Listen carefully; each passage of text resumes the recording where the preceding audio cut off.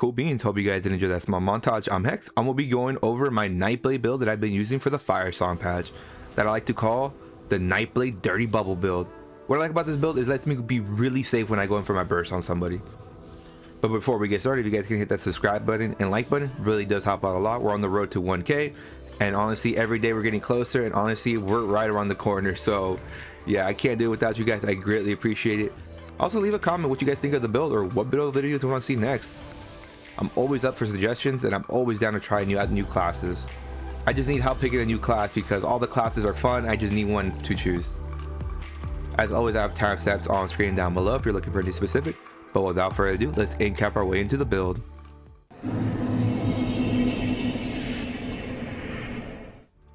Alright, so for the first set we run is Wretched Vitality. I mean, surprise, surprise, not really. Mag Recov, Stam Recov, weapon and spell damage for those heals on the back bar. Being able to get 390 stamina and magic recovery, and that's base, by the way. It can increase with an extra 30% from pods, put some lighter medium armor passes. That thing can shoot over like 500. That's why it's so powerful. And it's back barable, so yeah, this thing is just, it's a meta set, it's a staple. The thing about this set too is let's just go full offensive jewelry. Like we can go full damage on the jewelry and not have to worry about sustain. Next we do run Battlorgs. I mean, Battlorgs is probably one of the best open world sets for PvP, especially if you're trying to go for damage. You know, being able to get to up to almost 500 weapon and spell damage and 11.5k penetration, that's kind of crazy. And the thing about Battlorgs that I really love about it is when you go for a combo on a burst on somebody, it gives you a lot of weapon and spell damage for your heals, so you'll be able to burst heal back up to full when you're committing for a kill. We do run one piece training, obviously, because like any build, we do run a front bar back bar setup with the mythic, and this build is no different. Training obviously gives us a lot of max health for one piece. Why do we have an extra slot? Because we run a mythic, and one mythic is that, lo and behold, Mark and Ring of Majesty. I mean, this is probably the best mythic in the entire game. I'll just say it right now. What it's capable of is crazy. With this belt setup, 200 weapon and spell damage and over 2300 armor just off the rip, ready to go. Don't even have to think. That's what I love about Markin. And for my last set, I do run Hexo's Ward.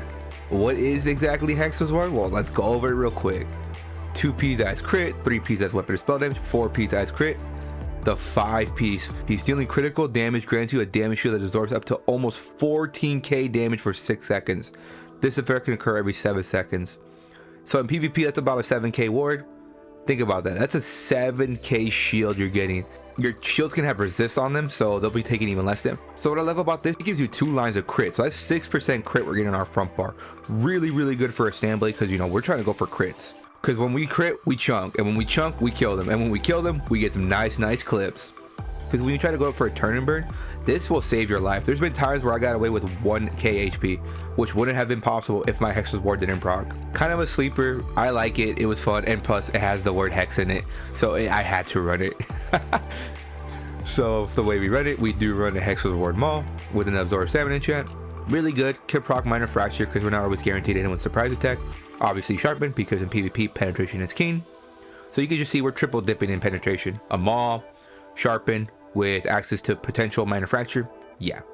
So for the back bar, we do run a Ice Staff of Wretched Vitality with an Onslaught enchant. This is an Itade, Haikeijo, and Akuda. It basically makes it universal. Heals you, gives you sustain of everything. Really good. And it can proc minor magic still when you need those heavies for magic. I really do like defending. Just being able to be tanky on the back bar, always really nice. So the way we run it, we do run the typical 3-3-1.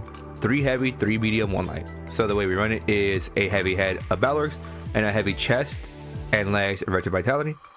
For my medium, I do run a medium shoulders of Battlorgs and a medium Hex's Ward hands and feet. And for my pizza light, I do run a sash of Wretched Vitality.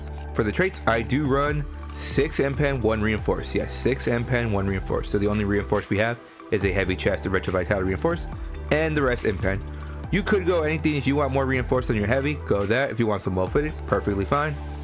That's what I like about builds. We can kind of, you know, just adjust our builds. Just know that we aren't running in Rallying Cry. Our crit resist will be really low, so that's why I recommend M-Pen on this. For the enchant, if you can, try set all the pieces. If you can't do that, try set the big pieces. What I mean by that is head, chest, and legs. And if you can't do that, max damage perfectly just fine. Just adjust your health attributes at the end. So for the jewelry, I do run a Hex of the War neck, ring of the trainee, and a market ring of majesty, obviously because it only comes in a ring, duh. And the way we run it is all infused, all weapon damage. Yes, all infused. So for this build, you can actually go spell damage, since there really is, since we have access to both major sorcery and brutality, weapon and spell damage. So it doesn't really matter. Whatever you have lying around would probably be the best. If you're starting this build off the rip, I'd probably go weapon damage. That way you can use Hex's Ward on a stand build.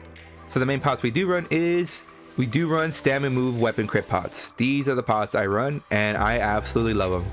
Obviously, it move for 10 seconds, unmatched. The main reason, major savagery, 12% weapon crit. So we do have minor savagery on a Nightblade, so that's why we want to push our weapon crit as high as possible. And obviously always have tripod slotted, could save your life 1 point. And for the food, obviously we do run Orzovka's smoked bear haunch. This is the best food in the entire game for sustain. Why is that? It gives us a lot of health, so we're not squishy for running recov. Like, we have a lot of health, gives us recov of everything with the joke of health recovery. This food is just amazing. Honestly, there's a reason every build should run this or bewitch, and on this build we're running this. So yeah, very strong. Obviously, if you can't afford that, Jewels of Mithril is perfectly fine. The only thing you would really notice is that you'd have about like 400 less health, but honestly, that's the only thing you'd maybe notice. All right, but enough of that. Let's go over the skills now. All right, so for the first skill we do run is power extraction. This skill is, honestly, I'm just gonna say this skill is very bloated. It's an AoE that hits enemies, but the whole point of this skill is just a buff skill that gives you your major brutality and sorcery, 20% more weapon and spell damage, and grants you minor courage for 30 seconds, increasing your weapon and spell damage by 215. And if that wasn't enough, applies the enemy with minor cowardice, reducing their weapon and spell damage by 215. This skill is honestly cracked. I'm just gonna say it, it's cracked. It literally is. Next skill we do run is Mass Hysteria, most commonly referred to as Fear. This skill is also kind of cracked.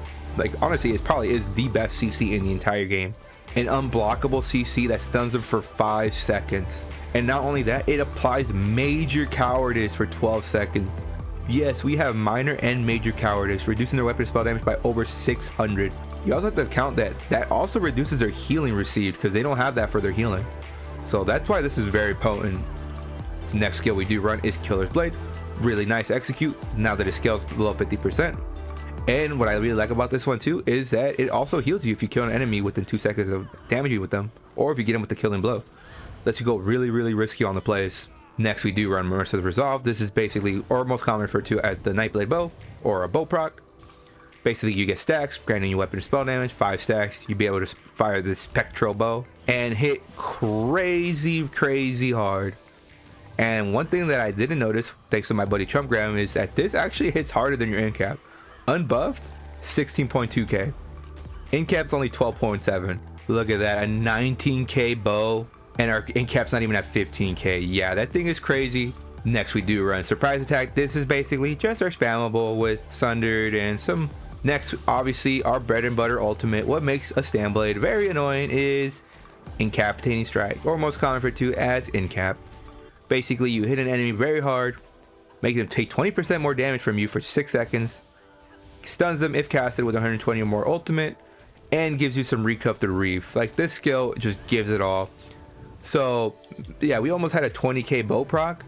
Add an extra 20% damage on that. Yeah, it's gonna hit. If you hit a stun on the target, that bow is confirmed to hit, and it's gonna melt kids. On the back bar we do run Race Against Time. This is basically our snare immunity that grants us major expedition and minor force, because why not? Next we do run the newest like crack skill in the entire game, Elemental Susceptibility. This thing is, honestly, I'm just gonna say it's overpowered. It literally is. Not only does it put major fracture, reducing their physical and spell resist by almost 6k, it puts chilled, burning, and concuss on them. Burning, a dot, concuss, minor vol, and 5% more damage taken. And most importantly, chilled, which puts minor maim on them. But if you put chilled on an enemy with an ice staff equipped, which we do have a Wretched Vitality ice staff, it puts minor brittle on the target, making them take 10% more damage from crits for 4 seconds. The thing about this, as soon as you cast the skill, it puts all 4 of them on them. So as soon as you cast the skill, you can bar swap and have all those 4 debuffs on them. Skill is honestly busted, and I wouldn't surprise if it caught a small nerf. Next we do run Resolving Vigor. This is basically our burst heal. This is basically our burst hop, which is kind of weird to say.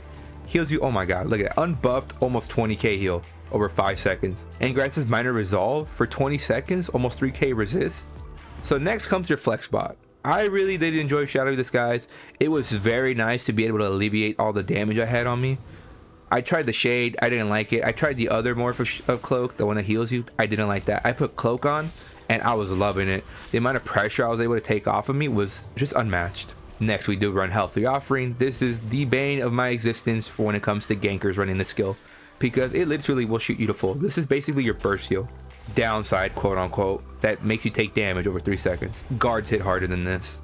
And not only that, you also get minor many for 10 seconds after casting. And our back bar, we do run Temporal Guard, simply for the passive, whilst I get minor protection. So if you don't want to grind Citric, you can always put Soul Siphon, gives you a nit fat burst heal, or grind Race Against Time. You can just simply put Phantasmal Escape and you'll be perfectly fine. Alright, but enough of that, let's go over the stat sheets now.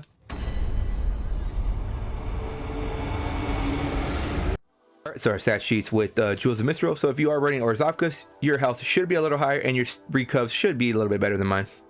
So max mag is at 18.3k, very nice. Max health is at 31.4k with Jewels of Mithril, really good. Could go up to almost 32k health with Orzhov. Max damage is at 22.4.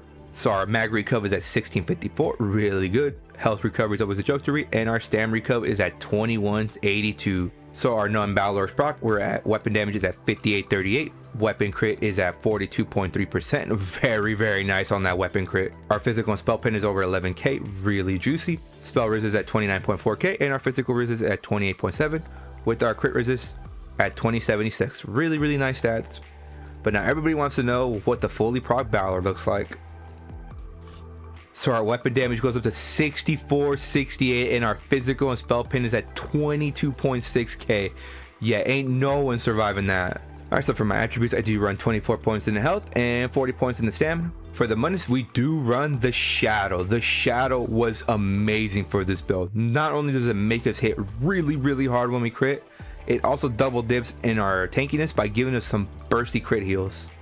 Really nice. If you are struggling on sustain, you could always run the Serpent, always an option, or even run the Atro if you want to cloak around more. Obviously, we are a stage 3 vampire, because any build these days should always be a stage 3 vampire, because of one simple passive: Undeath. Reduces your damage taken by up to 30% based on your missing health. The less health we have, the tankier we become. Yeah, this is really good. And also, we also do get Strike from the Shadows, 300 more weapon spell damage for 6 seconds after leaving cloak. Why not? So for my race, I am a Dark Elf. This is my universal Nightblade, so I can play mag and stam. But if you can, be a Khajiit. Khajiit would slap so hard. You'd be hitting so hard crits and all that. But yeah, I just can't bring myself to make a cat or a Argonian, so. But we do get access to dynamic, increase our max mag and stam by 1910, really good. We do use both pulls on this build a lot. Resist flame, really nice. This is what makes Dark Elf a strong competitor. And ruination, increasing our weapon and spell damage by 258. Yeah, that's a lot. All right, but enough of that. Let's go over the CP now. All right, so for the blue CP, we do run Fighting Finesse, increases the critical damage and critical healing by up to 8%. Focus Many, increases your healing done with single target heals by up to 10%. Master at Arms, increases your damage done with direct damage attacks by up to 6%. And Ironclad, reduces your damage taken by direct damage attacks by up to 6%. For the red CP, we do run Celerity, increases your movement speed by up to 10%. Honestly, in my opinion, the best CP in the entire game. Alright, so next one, we're going to save this one for last. The other ones we do run: Relentlessness, being stunned or feared goth game may protect you for 3 seconds. And Pain's Refuge, reduces your damage taken by up to 2% for every 2 negative effects active on you, up to a maximum of 20. So for this one, there is 2 options. You could either run Bastion or Survival Instinct. Bastion, not only will it make your Hexos ward stronger, this will actually make you do 15% more damage against those pesky wards. Or you could run Survival Instincts to increase your stam sustain when, you know, roll dodge and blocking or CC breaking. Personally, up to you. Bastion for more damage and tankiness, and Survival Instincts for more stam sustain. Up to you. And the green CP doesn't really matter. Rationer, Liquid Efficiency, Gifted Rider, and Seed's Blessing. But enough of that, let's go over the combo rotation. Alright, so for the combo rotation, pretty simple. Let's just get rid of our bow procs. The only thing you really do have to realize is that when you have this bow active, every light attack gives you 1 stack, while a fully charged gives you 2 stacks. There you go, and that's 5 stacks. It transforms into a bow, and that bow hits really hard when it crits. So basically we're playing around the bow, so you want to have that bow ready at all times. More than likely, if you have your pot ready, perfect time to go for a burst. You're gonna LE sus, bar swap, in cap into a bow, and watch them get absolutely deleted. Let's watch it in action. So basically when you have your burst ready to go, so you're gonna pop your pot, LE sus, bar swap, in cap into a bow, execute, and you'll more than likely be melting kids with that combo. So there are two things to worry about on Stamblade, or on any Nightblade these days. So there's a bug with Vampire. Since vampires do get a cost increase, 8% cost increase to everything, that includes our ultimate. So when it hits 120, it's saying, okay, we need to upgrade it to the in cap that stuns, right? But what happens is the game thinks, okay, you hit 120 ult, it should be transformed, but wait, we got to make it cost 8%. And instead of letting you cast it, it just won't let you cast it. Look at that. It won't let me cast it. It literally won't let me cast. And that honestly is the most frustrating thing in existence, because I don't care if it's stunned. Sometimes I just need the 20% more damage, so my bow will absolutely destroy somebody. The only way to counter that bug is to not be a vampire, and if you aren't a vampire, you're just taking a lot of damage, and what's the point of playing that game at that point? And the only other thing you have to worry about is just your bow proc. Sometimes it will drop and you can't recast it. It won't let me recast it to refresh the timer. You got to commit to it. So what happens? Watch, I'll say it when it's about time. So let's say I'm kiting, right? Oh, I'm kiting, whatever, boom boom boom, kiting. Oh, I'm ready to go for my burst. Ready to go for my burst. All right, I see this kid ready to go drop the low. In cap. Oh wait, it recasted bow, and then it shoots the bow, and you dropped your whole combo. That's the only thing you really have to worry about. But other than that, this combo rotation is pretty simple. That build video, honestly, it was fun bringing out the Stamblade. It always is fun to bring out the Stamblade. Hits really hard. Most importantly, you have Cloak, which is unmatched. Being able to just being able to shed all that pressure off you, like, it's unmatched. No other class can do that. But as always, if you liked the video, if you liked it, comment your thoughts or experiences with the build video. Also, anything I might have missed out, what video I should do next. Subscribe for more, but most importantly, stay zerging.